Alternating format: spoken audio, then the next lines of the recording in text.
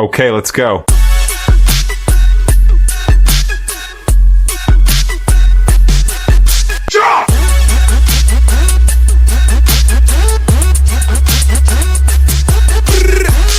Bonsoir, Monsieur Newton. Bonsoir Franck. Oui, c'est avec plaisir qu'on vous reçoit encore sur notre plateau pour discuter des questions d'actualité. Et aujourd'hui, on va se pencher vraiment sur ce nouveau découpage administratif où on a vu de nouvelles régions et de provinces créées, des noms changés par-ci, par-là. D'entrée de jeu, on va déjà prendre vos premières impressions sur cela. Merci Franck. Bon, c'est d'abord une surprise parce que, évidemment, je veux dire, cela relève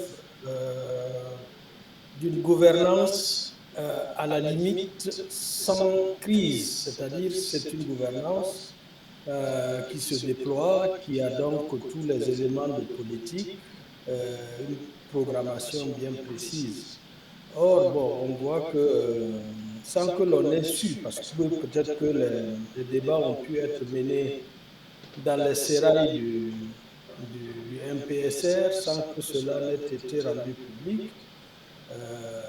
En tout cas, c'est avant tout une grosse surprise et puis beaucoup d'interrogations parce que qu'est-ce que ça veut dire exactement la mise en avant de ces nouvelles régions et de ces nouvelles provinces. Évidemment, on peut comprendre l'autre pan, l'endogénéisation des noms. Ça fait partie évidemment de la politique globale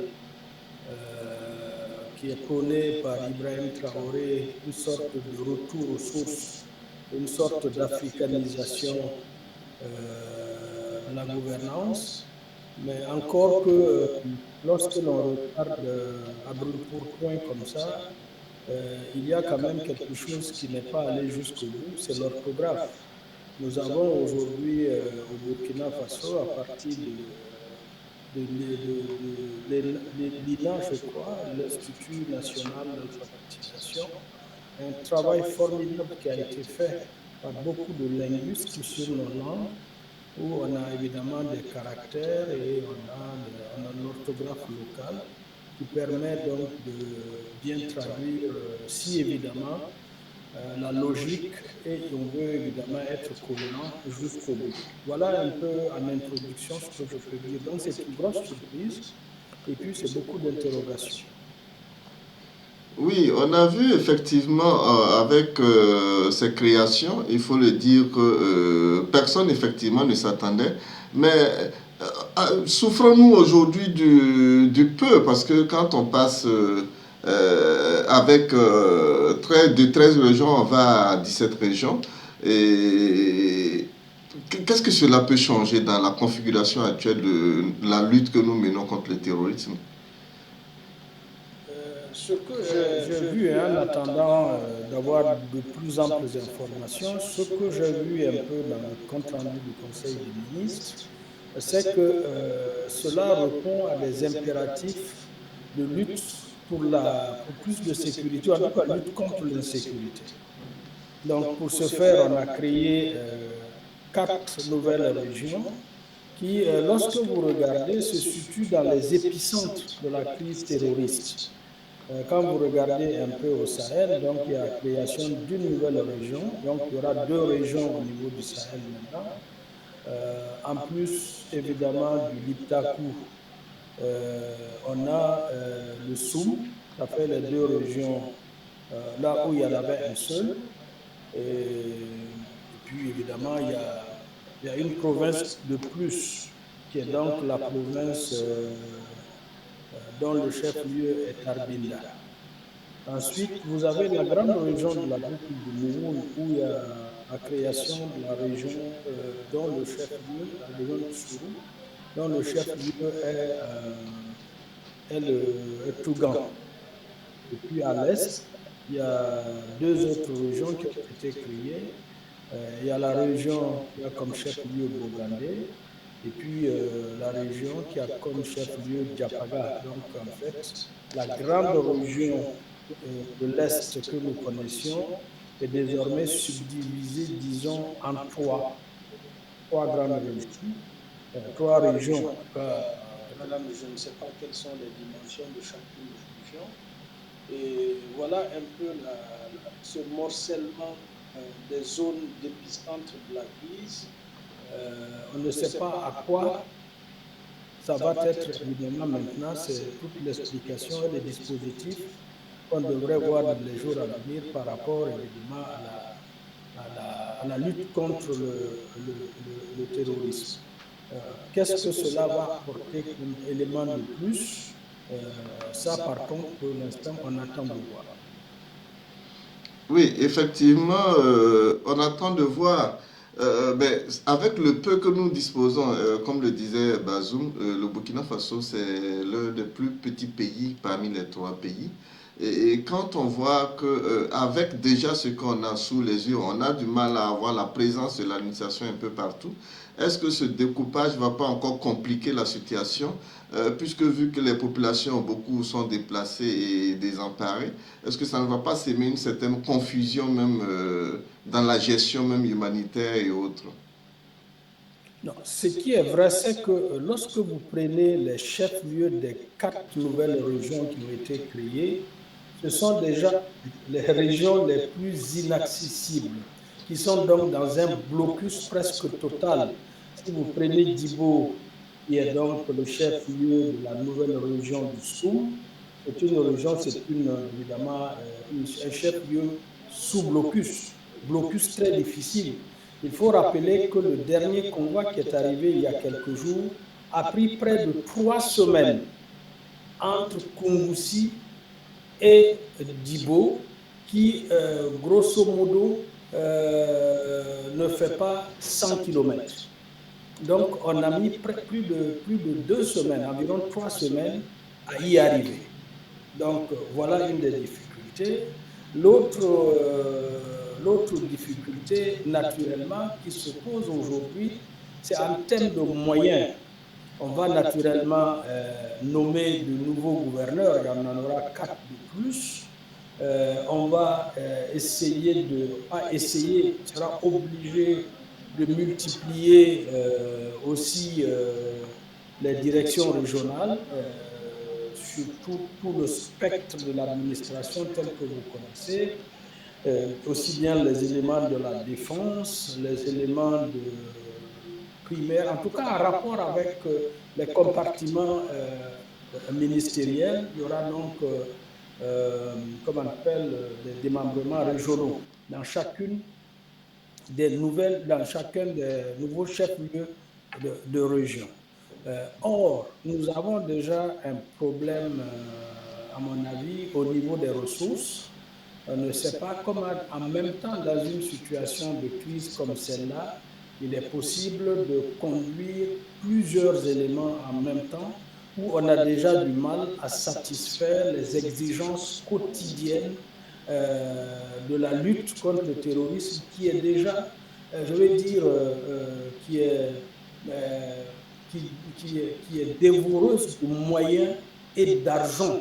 Parce que, comme je disais, j'avais fait un calcul à un moment, c'est plusieurs milliards de francs CFA par jour dont, évidemment, on a besoin pour, sur l'étendue du terrain, sur l'étendue du Burkina Faso, faire fonctionner les détachements, les administrations, les moyens roulants, les équipements, les aéronefs, etc., etc. Donc, c'est quand même déjà extrêmement lourd. Comment on va, dans le même laps de temps, articuler avec des besoins d'équipement et des besoins du déploiement de 4 nouvelles administrations très lourdes dans le fond. Est-ce que c'est prévu? Je ne sais pas. Je ne crois pas. En regardant un peu le budget, on est évidemment en juillet. Peut-être qu'il y aura une relecture, une sorte de, comme il y a toujours, on est à mi-chemin de l'exécution du budget. peut-être probablement qu'il y aura une relecture du budget et on va amender ou abonder un certain nombre de lignes budgétaires par rapport aux nouveaux besoins. Mais je ne sais pas si c'est faisable en plein exercice budgétaire. Et ça, ce sont des questions de fond. En tout cas, il y a plus de questions que de réponses, sauf évidemment d'autres considérations politiques qu'on pourrait examiner tantôt éventuellement. Oui, on va aborder en même temps un autre sujet concernant le même découpage. Il ne s'est pas contenté seulement de faire des découpages, de créer de nouvelles régions, mais il a aussi changé les noms de certaines régions et de provinces. Quand on prend par exemple le Bulkende qui est devenu Nando, on voit au niveau de Waiguya où c'est devenu Yadga. Bon, qu'est-ce que ça rime à quoi? Est-ce que, bon, vous qui êtes un ancien, c'était des noms de régions qui existaient ou des noms de provinces qui existaient par le passé, ou c'est purement une invention du régime actuel? Bon, c'est à la fois un mélange de l'histoire et d'un certain nombre de données au niveau des régions. Et puis, évidemment, un rapport aussi avec quelques cosmogonies. Mais tout ça, à mon avis, comme ça n'a pas donné lieu à débat et que ça a été fait comme ça, évidemment, ça se révèle extrêmement difficile à évaluer ou à critiquer en dehors de l'absence de la possibilité donnée à chacun des Burkinabés de donner son point de vue. Je ne sais pas si les traditionalistes, si les enfants de chacune des régions ont été consultés par rapport à cette nouvelle dénomination qui peuvent déjà poser quelques questions. Je vois par exemple que, en ce qui concerne la dénomination de Guriko, qui correspond donc à une souveraineté qui a été établie dans cette partie du Burkina, qui s'est assise au-dessus des valeurs et des cultures bobo-mandarins, il y a quand même déjà quelques frictions. En tout cas, ceux qui ont pu parler, on dit que tant qu'à faire, sauf à vouloir nier les autochtones et à donner une prime aux conquérants, il est impossible, évidemment, de faire prévaloir les dénominations, les endogènes qu'ils ont essayé de mettre en avant. Mais tout ça pose problème à partir du moment où il n'y a pas de débat. Quand il n'y a pas de débat, évidemment, on est obligé d'admettre les choses comme ça. Et puis, bon, voilà. Il y a l'autre élément aussi sur lequel j'ai fait une petite réflexion rapide ce matin après avoir lu ce qui s'est passé, c'est l'aggravation des communautarisations. J'ai pris un peu ce qui concerne le Soum, la création et j'attends évidemment d'avoir, puisqu'il faut se partager aussi le patrimoine des communes, la création des la nouvelle province dont le chef-lieu est Arbinda, elle va correspondre à combien de communes. Mais ce que l'on sait déjà, c'est qu'en regardant un peu l'évolution de la crise depuis 2018, c'est que Arbinda semble être le fief des Foulsé et Djibo le fief des Peuls. Et on sait qu'il y a, pendant longtemps, et depuis 1984, il y a eu un long débat autour de la dénomination de cette province, la province donc du Soum. Parce que fallait-il appeler le Soum le Djelboudi? Je pense que la composante Fulga n'avait pas accepté cette dénomination parce que cela voudrait dire que les Peuls, qui sont des conquérants comme les autres, parce que les Peuls sont venus trouver les populations autochtones, ont nié en quelque sorte la souveraineté des peuples autochtones sur leur régime d'origine. On a donc créé, en ce qui concerne cette nouvelle région, et c'est l'image qui m'était venue à l'esprit, on a reproduit dans cette région un peu l'esprit belge, les Flamands et les Wallons. Je ne sais pas comment tout ça va s'articuler. Les Belges, naturellement, dans le royaume de Belgique, ils ont pu faire cohabiter les choses, mais je ne sais pas si dans notre région, tout ça là peut se faire. Est-ce que cela ne va pas aggraver déjà les, les, les clivages communautaires assez forts entre ces deux grandes communautés de la zone et comment tout ça va s'articuler. Deuxième élément, quand vous prenez aussi la province ou la région du centre-ouest, qui désormais, je crois, s'appelle Nando, qui est de mon point de vue une dénomination d'origine Burunsi et qui s'applique à toute une région qui est à dominance Mouara. Est-ce que dans une situation de débat démocratique, comment cela peut s'articuler sans qu'il y ait des frictions?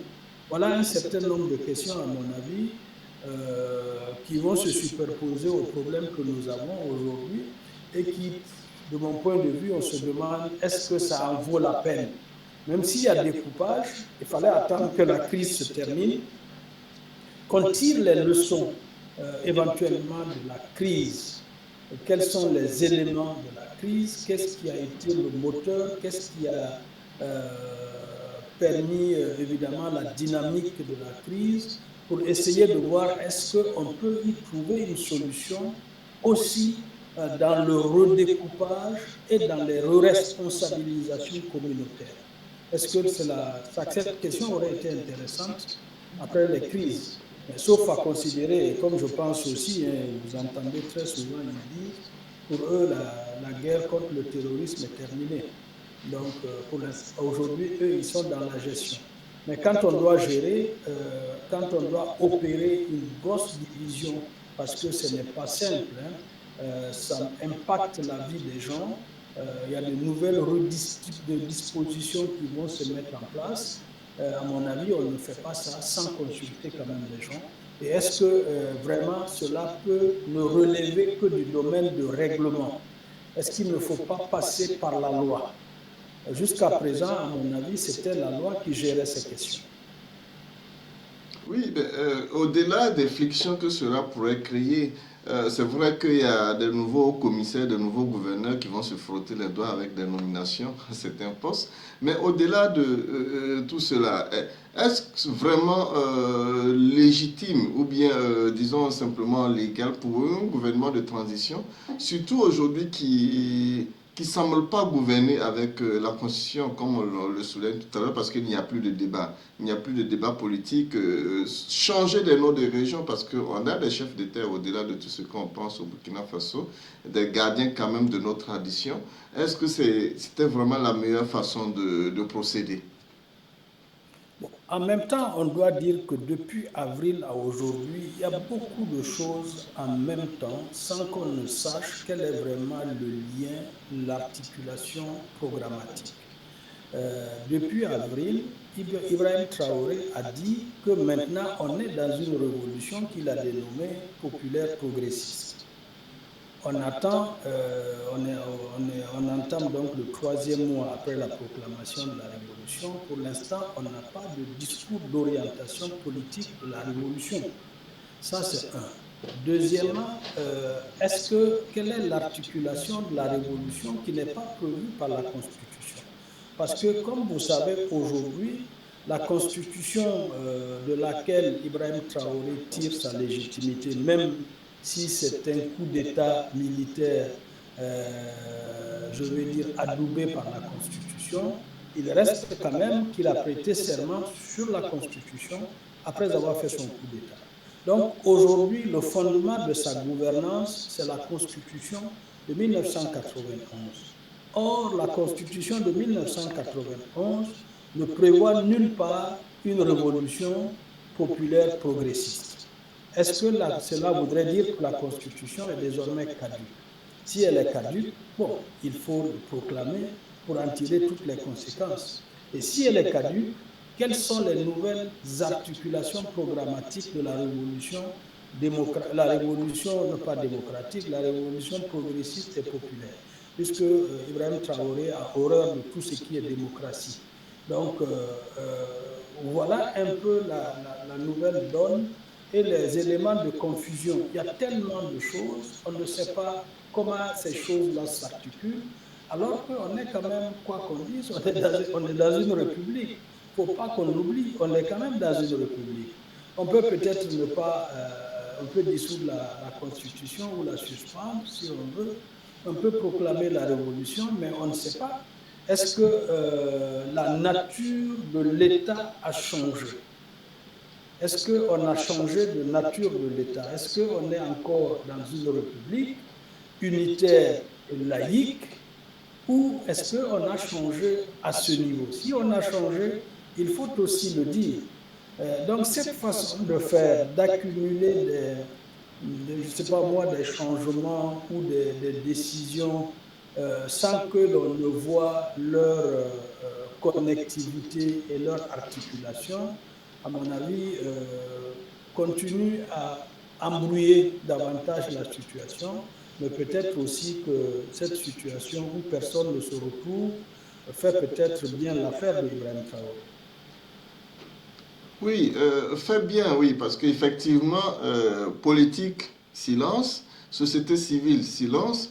Est-ce à dire aujourd'hui que nous vivons comme si nous étions dans un royaume, bien sûr, un royaume où juste la seule volonté de celui qui détient aujourd'hui le pouvoir d'État décide sans véritablement consulter les autres.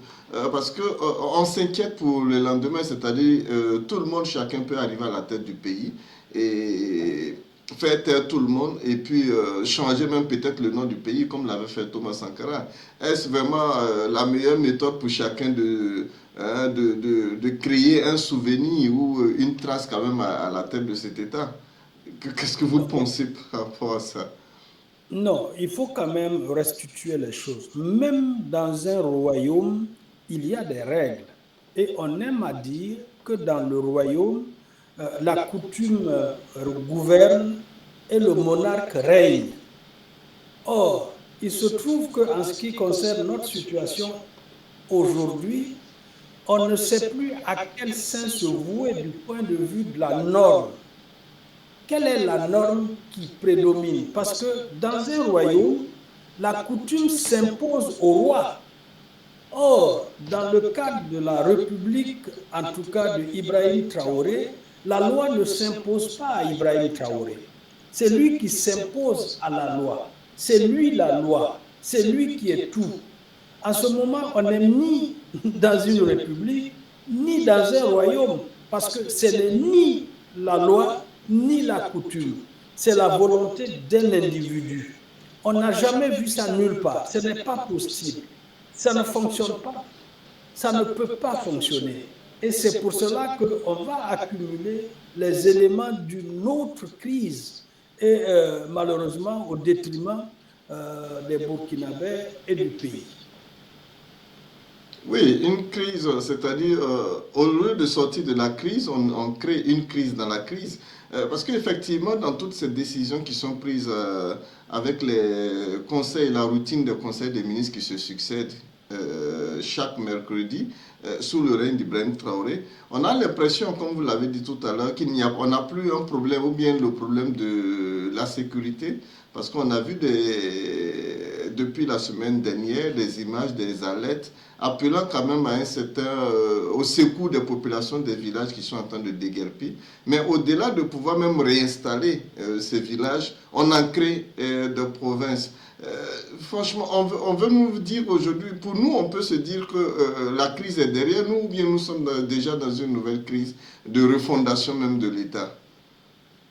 En fait, c'est ce qu'on appelle la méthode Coué, c'est-à-dire le refus d'admettre l'évidence et de considérer que plus on nie l'évidence, plus évidemment l'évidence va se transformer selon ce que l'on a dans la tête ou selon ce que l'on pense ou qu'on souhaite.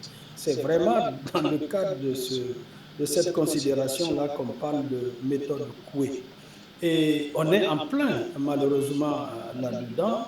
Ce n'est pas parce qu'il nie la crise terroriste qu'elle n'existe pas. Comme vous l'avez si bien dit,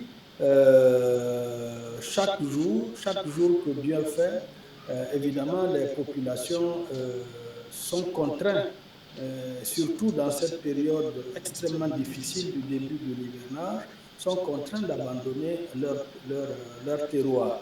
Et on l'en voit tous les jours, hein. Bon, même s'ils considèrent que ces informations-là, ils disent que c'est de la désinformation, il se trouve malheureusement qu'eux n'y vont pas pour apporter la bonne information. On sait simplement que, par exemple, en ce qui concerne Soudougui, les populations sont en train de partir. On sait qu'il y a eu beaucoup de vidéos qui ont été tournées par leurs propres partisans, par les partisans d'Ibrahim Traoré lui-même, et qui ont été diffusées sur les réseaux sociaux. Si c'est faux, à mon avis, il faut envoyer la RTV, faire des reportages in situ pour dire que c'est de la désinformation, ce qui ne se fait jamais jusque-là. Enfin, autre élément, je veux dire quand même qu'il ne faut pas oublier une chose, et c'est ça qui constitue l'une des dérives les plus graves. Moi, je lis maintenant les décisions importantes du Conseil des ministres où, à la vérité, on ne fait plus cas d'une décision réfléchie dans un organe établi. On sait que depuis le 30 septembre, c'est le MPSR 2 qui gouverne le pays. Et Ibrahim Traoré n'est qu'un élément, un maillon de la chaîne. Or, il se trouve, quand on regarde un peu les éléments de justificatif et même de la justification de ce nouveau découpage, on dit conformément à la vision du chef de l'État. On peut retourner et faire le parallèle avec la période CNR, sous Thomas Sankara. Personne ne disait conformément à la vision de Thomas Sankara. On disait conformément à la vision de la révolution démocratique et populaire sous l'impulsion du Conseil national de la Révolution. Voilà un peu les éléments d'encadrement, aussi bien théoriques, mais pratiques, et qui permettent de maintenir évidemment les décisions dans un cadre plus légitime et plus acceptable pour l'intérêt du pays. Mais de plus en plus, on va vraiment vers une dérive autocratique, un pouvoir personnel personnifié, et ça, à mon avis, toutes les personnes qui contribuent à cela doivent s'attendre au retour du bâton, parce que si vous travaillez à installer un tyran, un pouvoir unipersonnel ou personnifié, attendez au retour du bâton, et en général, ce sont ces mêmes personnes qui, de façon zélée, ont construit ce type de pouvoir qui en sont les premières victimes. Même si elles ne sont pas les premières, elles sont les victimes emblématiques. Évidemment, on a déjà créé, en ce qui concerne notre pays, un clivage au niveau des citoyens entre les patriotes et les apatrides. Bon, ça, c'est connu, c'est la façon de gouverner de Ibrahim Traoré, mais il y aura maintenant au sein des patriotes, les patriotes et les patriotes, évidemment, au patriotisme gélatineux dont il va falloir s'occuper.